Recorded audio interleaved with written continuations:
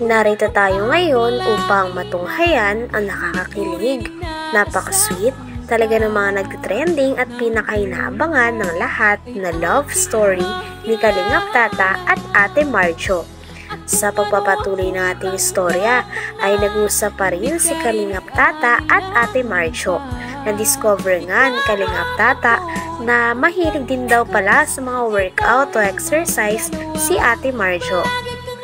Kaya naman natuwa ito sapagkat dun pa lang daw ay talagang magkakasundo talaga sila ni Ate Marjo dahil mahilig din daw si Kalingap Tata mag-exercise. Sa katunayan nga ay parang hobby niya na talaga ang pag-gym. Kaya naman nung nalaman niya ito ay natuwa silang dalawa. Aso na naman. Ay sige. Pag andito ka sa bahay niyo, ano bang mga libangan mo? Nag-workout sa ano? Ay, nag-workout ka? Nagsusumba ka? Mga nag-exercise, mga ano. Ay, pareho tayo, mahilig na exercise. Nag-gym din ako. Nag-gym ka? Ay, magkakasundo talaga tayo. Kasi mahilig na ako mag-gym eh. Yan ang hobby ko. Mag-gym. Saan ka nag-gym dito? Dito sa dati pa. Kasi hindi na ngayon. Kasi nandito ako sa bahay. Pwede ba tayong mag-gym sa daet? Kung ako lang sa'yo. Pag-iisipan ko pa. Kasi parang gusto kong makasama, gusto kong magsasabay tayo mag-gym. Oo. Pwede naman, tuturuan mo ako sa mga Oo, tuturuan kita sa program. Ako tuturo sa'yo. Sana Kung nag-diet ka? Pinag-usapan pa nga nila na talagang ang exercise daw ay kailangan na kailangan sa buhay. Nakwento pa nga ni Ate Marjo na parang tumaba talaga siya ngayon dahil dati 55 kilos lang daw siya. Ngunit ngayon ay 60 kilos na daw siya kaya talagang goal niya ang pagpapapayat din ngayon at ang pag-exercise. Kaya naman sabi ni Kalingap Tata ay maganda yan sapagkat magkakasundo silang dalawa dahil parehas at align ang kanilang mga goal at hobbies. Yung mga taba-taba mo sa katawan tapos sabayan mo ng workout. Oo, yun. Para ma-burn yung mga fats mo sa... Medyo mataba-taba ka na nga eh. Tapos mas papalitin pa natin yung Oo. Kasi na 60 kilo na ako. Dati lang. Siya, 60 kilos ka na? Dati 53, dati? 55. 55. Mga 56. So, yung 55, na yan eh? Payat na yan. Payat na ako dati. So, ngayon ka lang medyo tumataba. Mainit no? Mainit na. Pero ang ganda pala dito sa inyo, no? Ganda pala dito. Yung bahay niya, papagawa niya. Ha? Yan, yung bahay dyan. Saan? Yan. Di ba na-vlog din Oo, yun? na-vlog din. Blessing pala. Nag-blessing yung nakaraan? Oo, dito. Hindi ako nakapunta doon. Hindi ako nakasama kasi nagbablog nga. Nagbablog din ako. Ngayon lang talaga binigyan ko ng time. Kita ka mo. Okay. So yan, Jo, may bibigay ko sa'yo. 2,000 pesos. Pambili mo ng aso mo. Pambili ng aso. Pambili ng pagkain ng aso mo. Para ayaw kong magutman yung aso mo. Okay. At bili mo na rin ng Kojik na sabon para lagi nami-maintain yung ganda ng kutis ng mo, balat mo. Oh, para sa'yo, Jo. 2,000 Nahiya ako pesos. tanggapin. Oo, tanggapin mo na. Galing yan sa aking puso. Okay. Para sa aso. Para sa aso at para sa sabon na Kojik. Pagkatapos naman ito ay binigyan naman ni Kalingap Tata si Ate Marjo ng 2,000 sapagkat napansin nga ni Kalingap Tata na may aso na mahal si Ate Marjo. Kaya naman syempre nag-donate ito kaagad ng pampaalaga o pampamintain sa mga pagkain at pangangailangan ng aso ni Ate Marjo. Pagkatapos naman ito ay sabi din ni Kalingap Tata na para din daw ito sa sarili ni Ate Marjo. Kaya naman daw sana ay maging makatulong daw ang pera na kanyang binigay o donasyon. Okay. So yan, Jo, may bibigay ko sa'yo. 2,000 pesos. Pambili mo ng aso mo. Pambili ng aso. Pambili ng pagkain ng aso mo. Para ayaw kong magutman yung aso mo.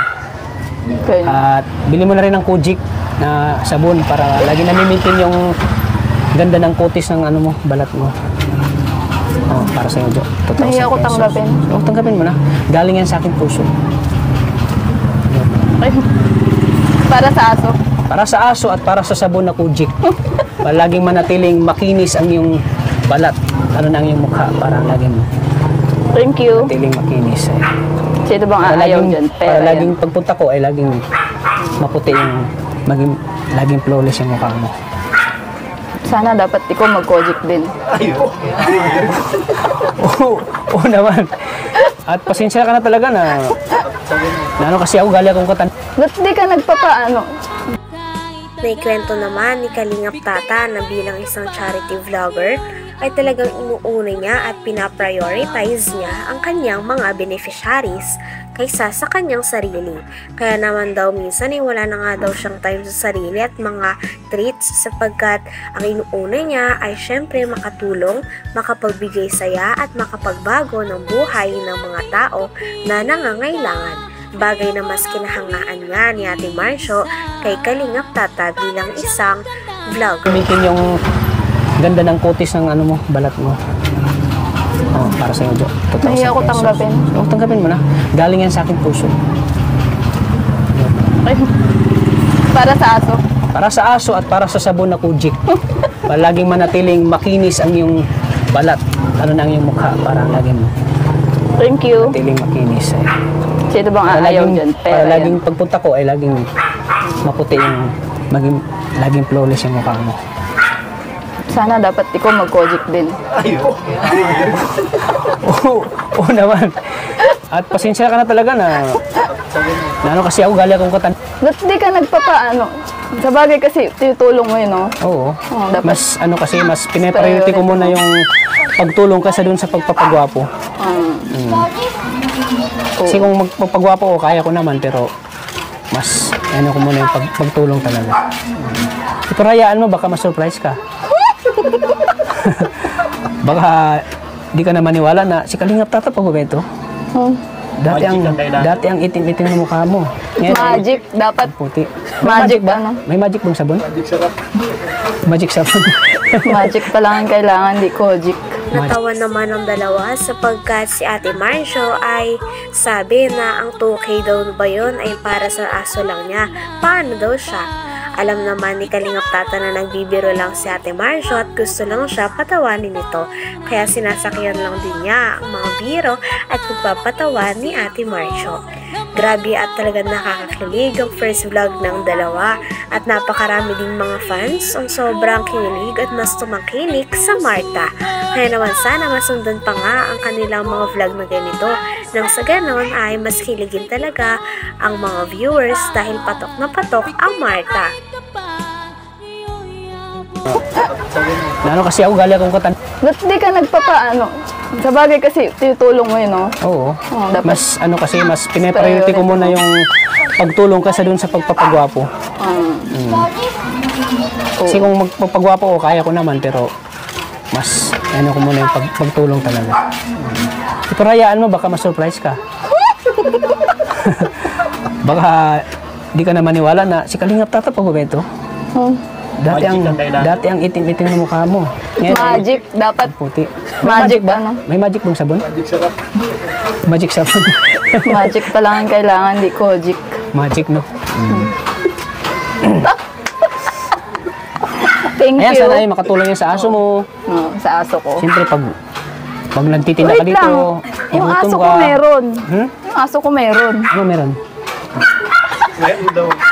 May sa kanya, wala. Oo. Muraot. Gusto mo? Sa aso mo pa lang yan, didagdagan ko pa. Sana. Di ba, joke? Sure ka? Hindi, okay lang to. Yan, salamat ha. Thank you, ano, Jo, na Hanggang dito na lamang muna ang ating nakakakilig, napaka-sweet at talaga namang sobrang tinatangkilik at pinakainabangan na istorya ni Kalingap Tata at Ate Marcio. Maraming salamat sa inyong panonood. Hanggang sa muli. Bye!